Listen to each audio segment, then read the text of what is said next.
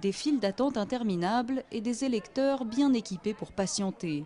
Lundi matin, au Caire, les écoles transformées en bureaux de vote ont été prises d'assaut par les Égyptiens. Des heures à piétiner dans un seul but, mettre leur bulletin dans l'urne. Un geste que beaucoup ont attendu longtemps, dégoûtés par les fraudes pratiquées sous l'Ancien Régime. C'est la première fois que je vote depuis Nasser. La dernière fois que j'ai essayé, j'ai vu que c'était louche, alors j'ai abandonné. Même quand on nous menaçait avec des amendes, je n'y allais pas. Et de toute façon, je savais que mon vote aurait été falsifié à mon insu.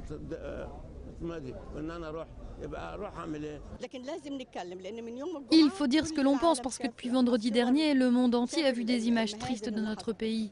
C'est pourquoi on doit dire ce qu'on pense. Nous sommes restés silencieux pendant 30 ans, mais maintenant, on ne doit plus se taire. Pourtant, à Ain el-Sierra, les bureaux de vote n'ont pas beaucoup changé par rapport à l'ère Moubarak. Dans ce quartier populaire, pas d'isoloir, chacun vote sous le regard de son voisin. Tous sont pourtant d'accord, ce scrutin, c'est celui d'une nouvelle Égypte. J'ai observé que les électeurs viennent pour participer à la reconstruction du pays. Ce n'est plus comme avant, quand les gens venaient pour de l'argent, pour vendre leur voix. Leur voix, les Égyptiens semblent décidés à les faire entendre en dehors de la place Tahrir où les manifestations durent depuis une semaine. Les résultats du scrutin ne seront pas connus avant le mois de janvier, lorsque toutes les circonscriptions du pays auront voté.